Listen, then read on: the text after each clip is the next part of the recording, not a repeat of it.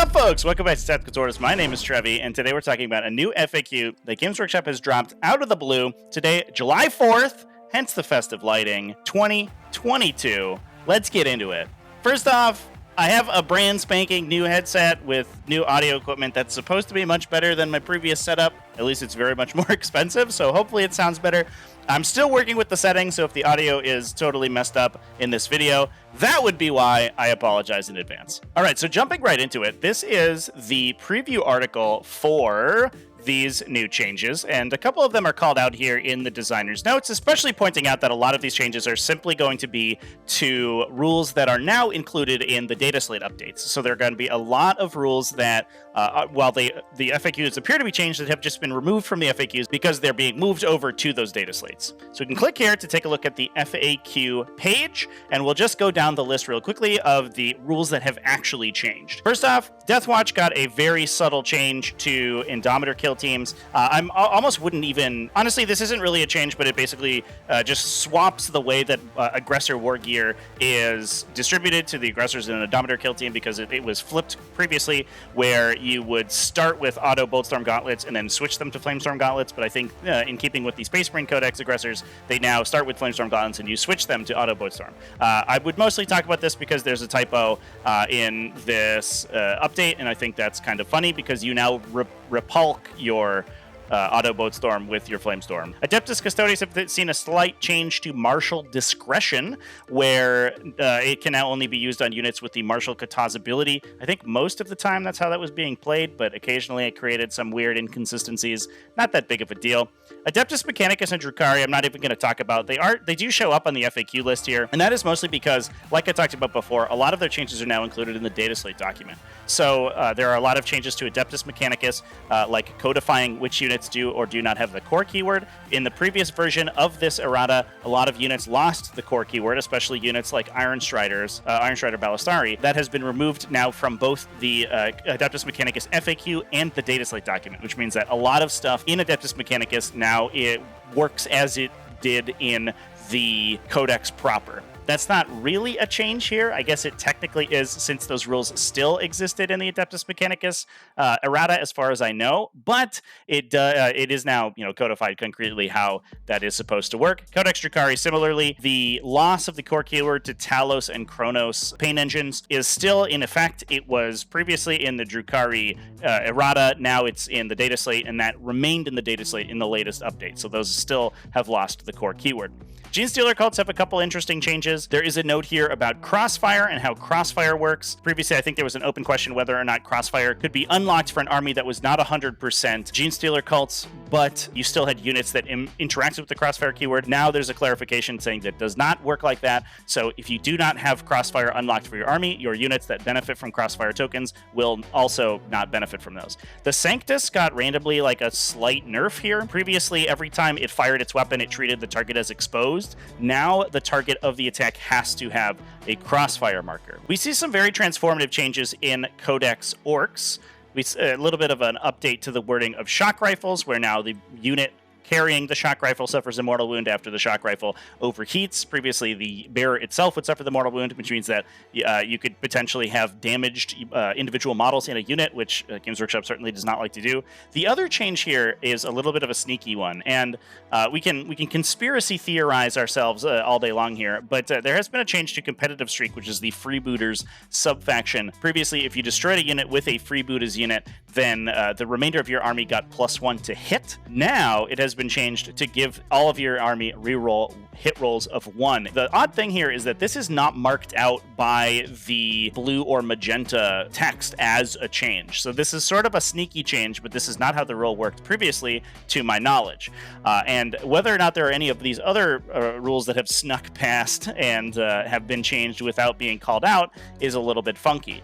You could put your tinfoil hat on and say that this is such a transformative change to orcs, and orcs are already kind of an underperforming faction, that they wanted to just get it in under people's radars or whatever. I don't think that's the case. They probably just didn't bother changing the text and they forgot or whatever. There are, like I said, there are several typos across the breadth of this FAQ update, but this is a dramatic decrease to the power level of freebooters. Now, I think a lot of orc lists have been moving from freebooters lists and from Cult of Speed to more Goth-centric armies, and especially to take advantage of the new buffs to the standard WA rather than speed WAs, which the standard WA now giving you an invulnerable save army-wide, whereas the speed WA has remained unchanged and at its original power level. So freebooters saw a ton of play when the Codex was released, but not so much now. So I'm not sure from a competitive standpoint if this change is particularly transformative, but it is very important because I do think this sort of kills the competitiveness of freebooters as an optimized sub-faction. A +1 to hit, which was the previous way that their sub-faction ability worked and was potentially stacking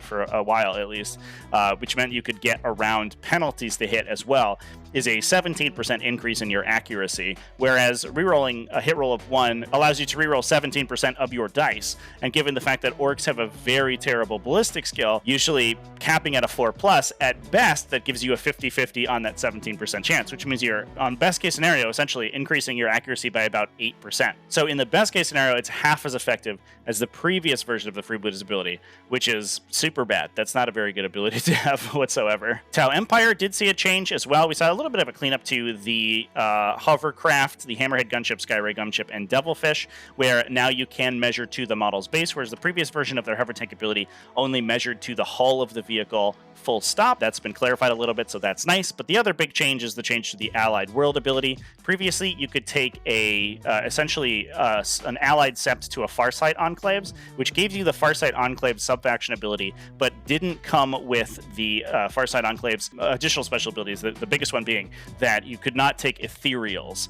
And that was a way to sneakily get around the Farsight Enclave's restriction on Ethereals, which was, I think, certainly unintended. Now, it does impose that penalty on you if you take the Farsight Enclave sub-faction ability full stop. Imperial armor has been updated with some changes to the knights. All of the knights now have the appropriate keywords.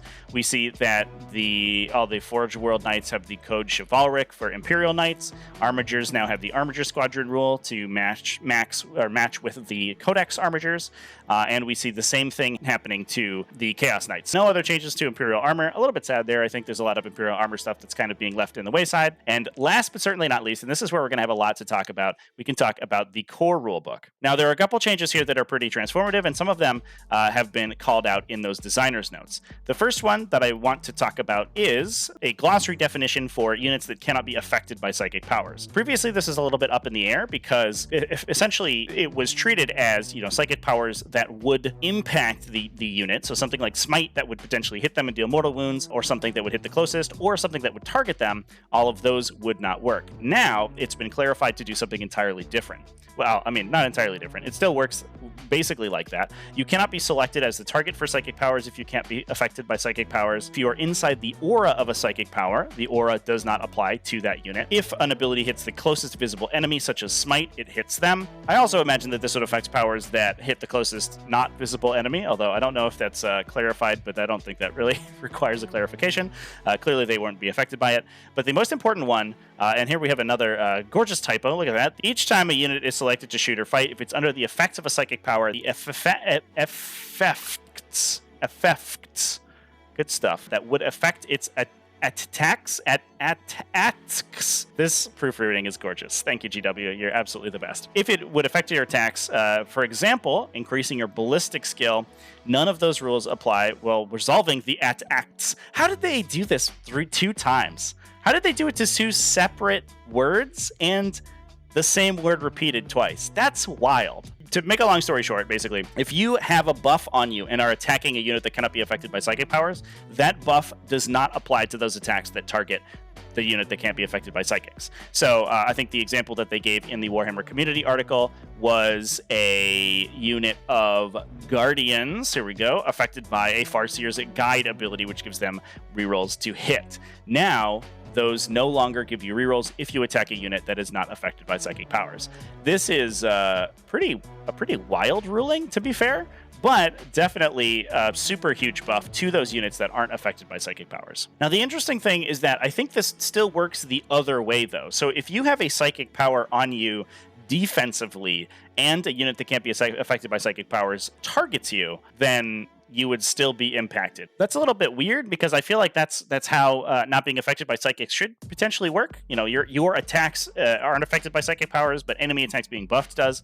But to my knowledge, that still that's how that goes. So incoming attacks, psychic buffs do not apply, but the attacks of the unit itself that can't be affected still apply, which is those psychic debuffs still apply, which is a little bit weird, but you know, it is what it is.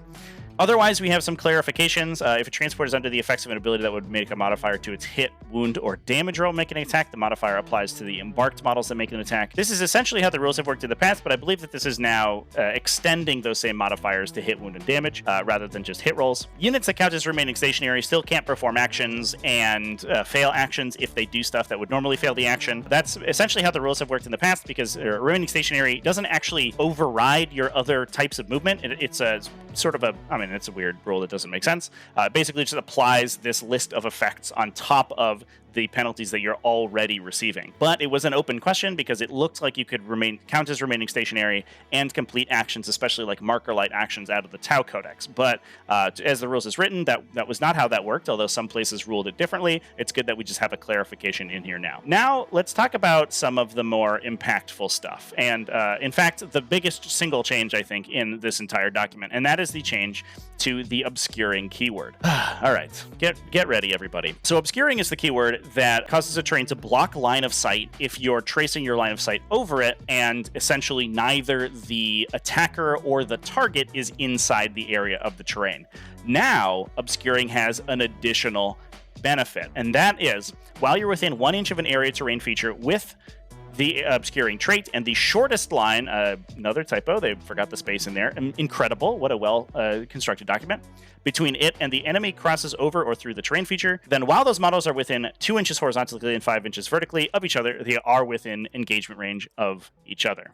All right, so what does this rule actually mean exactly? Now, I'm going to demonstrate a situation that comes up constantly in games of competitive Warhammer 40k, and that is that it is often possible, especially with solid wall terrain like we have here, where you have a huge giant wall that is protecting the models on this piece of area terrain. If you have a wall that is appreciably thick, you can make it so that the 1 inch engagement range that you would normally have extends to within the wall. So we can see here that we are more than 1 inch away from the edge of the wall here, which means that a model on this side of the wall in the previous version of the rules could not attack the Vanguard veteran on the side. So we have a Blood Angels Vanguard veteran here. He's trying to hit this Ultramarines Vanguard veteran, and he can't do it because the distance is too far. You can also set it up such that there isn't any space for when the models pile and consolidate or finish their charge to end inside the terrain feature without their bases overlapping with the other models, which you can't do because you can't stand on top of another model's base. So you can make it essentially so that this unit is almost immune to charging unless your charge roll is high enough to get them all the way around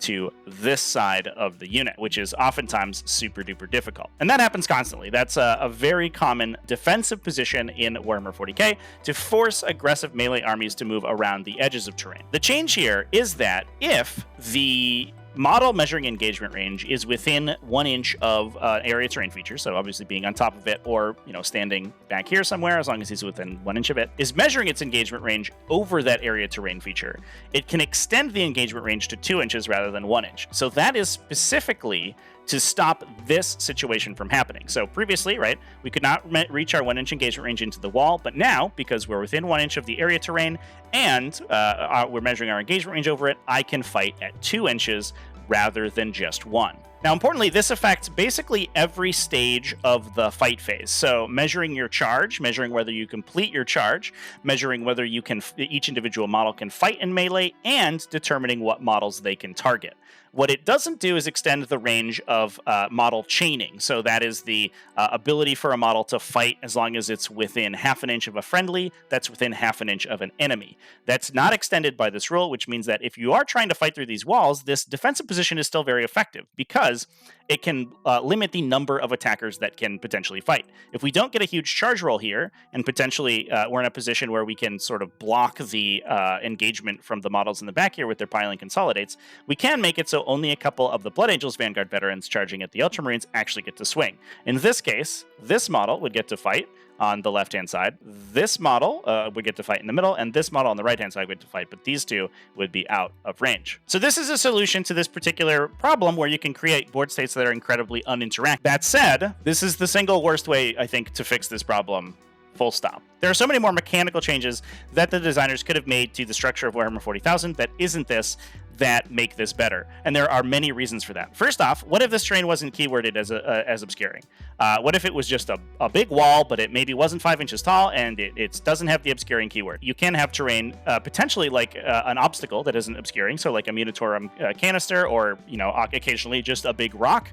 And in those situations, you could continue to set up this defensive line as long as you have a terrain feature that looks like this, and that rule would not come into play. Additionally, it has so many more effects on things like charges. So, for example, previously, if the Vanguard veterans are trying to get into the building, they would be looking at, let's say, a 5-inch charge because they have a 1-inch engagement range. But now they effectively have a 2-inch engagement range, meaning that because they are going to be fighting over area terrain, their engagement range is artificially extended by an additional inch, and therefore they need to roll 1 less on their charge. Let's say we're in a situation like this, right, where we have 2 units that are standing on either side of this terrain feature. They currently can't see each other because of the obscuring keyword, but they can charge. And there's no walls in here that this rule is trying to stop. Blood Angels Vanguard veterans could declare a charge, needing only to get within 2 inches of their charge target in order to successfully engage them. That's because they are now fulfilling all the requirements for this rule. They are within 1 inch of an area terrain feature. They're measuring their engagement range over the terrain feature, and therefore their engagement range is extended. Meaning a situation like this, where there's no walls involved whatsoever, or even, maybe you're in a situation like this, where there aren't even walls on the terrain feature at all, and now their charge is being artificially reduced. It would have been an 8-inch charge from the previous version of the rules, but because now they can end within that 2-inch engagement range zone, they can now only roll a 7 and continue to make that charge. That's a pretty big buff. Now, there's going to be lots of situations where that comes up. For example, you have a unit standing somewhere near a piece of area terrain, and now, as long as you can measure a 2-inch engagement range to any model in that unit, you can basically use and measure it through the area terrain. You can use that area terrain to sort of slingshot yourself an additional inch. So, for example, if we had an Ultramarines Vanguard veteran standing here, as long as a Blood Angel ends its charge move effectively wholly within the area terrain, because then at least 1 point of its engagement range would be measured over it. It has to be the closest point of the 2 bases, but that's how engagement range is measured to begin with. Then they do get the benefit of that additional point of engagement range. Now, here's where things get super duper loopy. What if one of these units has Deep Struck? So now if the Blood Angels Vanguard veterans wanted to charge the Ultramarines Vanguard veterans, they would have to set up outside 9 inches if they are using their Death from Above ability to set up on the battlefield. So here we go, outside 9 inches. Previously, that means you would need a 9-inch charge to get within your 1-inch engagement range. However, you now measure your engagement range 2 inches, which means that you can extend it another inch, which means you can move 8 inches and complete your charge. They're Blood Angels, so they already get +1 to charge, which means that their charge out of Deep Strike into a unit that is potentially even just tangentially nearby a piece of area terrain that you can then try to draw your engagement range over to successfully make that charge is now only a 7-inch charge. If they're being affected by a Chaplain and their Canticle of Hate, it's now a 6-inch charge. This extra inch of engagement range gives you so much more flexibility when you're moving your chargers, which is absolutely wild. This also makes combat phase movement significantly more convoluted. And outside of the additional effective inch on deep striking charges that you can get out of this might be the single most dangerous change that this is going to make to the game. Essentially, now that we can attack units from outside a 1-inch engagement range, it becomes possible to make it impossible for those units to attack you back in melee. Now, it should be noted that combat range in Warhammer 40k are basically bi-directional. So as soon as one unit engages another unit in close combat, regardless of what that engagement range you're measuring is, both of those units are considered to be engaged. So if you are at 2 inches, for example, and your opponent is only at 1 inch, they can still attack you back because you are engaging them. That said, if you can create a situation by which you are outside of the 1-inch engagement range of an enemy unit and not being affected by this rule, suddenly they can no longer attack you back. So, for example, we have these Vanguard veterans here fighting this Primaris Chaplain. They are outside of 1 inch, but within 2 inches. They can make their attacks against the Primaris Chaplain. If they don't kill it, they can then use a combat orbit, so that's essentially to move laterally around the enemy model, but while remaining marginally closer. So we started at 2 inches, now we're 1.9, for example, and we can do that with the entirety of the Vanguard Veteran Squad. And if we can end all of them, measuring their engagement range not through the terrain, meaning the closest point between the two bases does not cross over the area terrain, then you go back to using the normal engagement range rule. So despite the fact that we are within 2 inches of the target, because we're going to use the standard 1-inch engagement rules, we are no longer engaged. Meaning it's possible to set up the situation where a unit can attack another unit while within the area terrain, then use their combat phase orbit to move around the edge of their base so that one or both units are outside of the area terrain, or at least not measuring through the area terrain, then dump back to a 1-inch engagement range, become unengaged, and prevent the other unit from attacking, and this is ludicrous. So as you can see, this extra inch of engagement range has a ton of knock-on effects in Warhammer 40k that I don't think are entirely intended. In fact, I imagine that they aren't intended at all. I imagine that this just became a situation where the designers saw a lot of games, and especially on US Open terrain, and I imagine the recent US Open event had a lot of situations like this coming up, and especially with armies like Tyranids that are able to abuse these kind of interactions a lot because they have very powerful melee armies. They want to remain relatively safe, project their threat across the center of the table, and make it very difficult to engage into their fortress. And Eldari was very similar, where Hail of Doom Eldari lists would create these castles around a particular piece of terrain and defend that for as long as possible while remaining almost entirely immune to enemy aggression. And then they would just trade their very cheap units out to take center objectives, and the game would be pretty much over. This rule is explicitly to prevent that, but like I said, does so in the most convoluted and complex way imaginable. And it's out of the limitless possibilities of ways that you could use to prevent this interaction from occurring. This is probably the single worst. I think the easiest way to solve this problem is basically to do something similar and use the technology that already existed within the game, which is the defense line keyword, and attach that to the three-dimensional elements of a lot of area terrain features and other terrain features that are already in the game. That's a keyword that allows you to extend your engagement range to 2 inches as long as you're engaging over the wall. And it's typically used for Aegis defense lines and low walls and things like that, but it's generally not used for large bricks of area terrain like the obscuring keyword is typically attached to. And that's, I think, where the real problem comes from, is that obscuring isn't a keyword that's typically attached to individual pieces of wall, which, if it was, actually would also go a long way to stopping this problem from happening. For example, if you have a wall that's very skinny, it's much more difficult to tow into that wall to get line of sight out or through it than it would be normally, which means that you can actually put more perforations in that wall without it impacting line of sight and how defensive the wall is. If you're in a big brick of terrain like a US Open layout where it's a 12 by 12 inch square or a 10 by 5 inch square, having a window in that terrain, it makes the terrain effectively useless for standing inside it, because as soon as you're inside it, your opponent can draw line of sight through that window to you, and it's GG.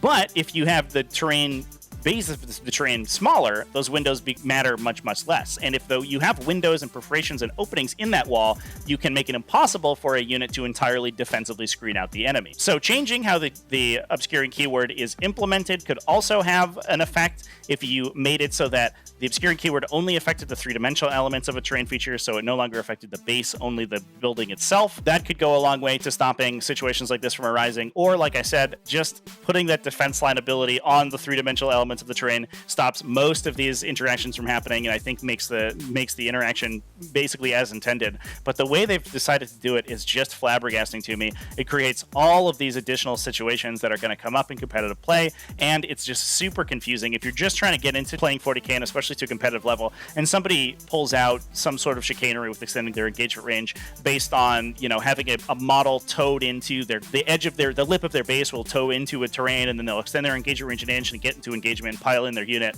That's going to feel super duper bad, and it's just going to be a crappy situation. And that's going to come up a lot, I imagine, with this rule being implemented like it is.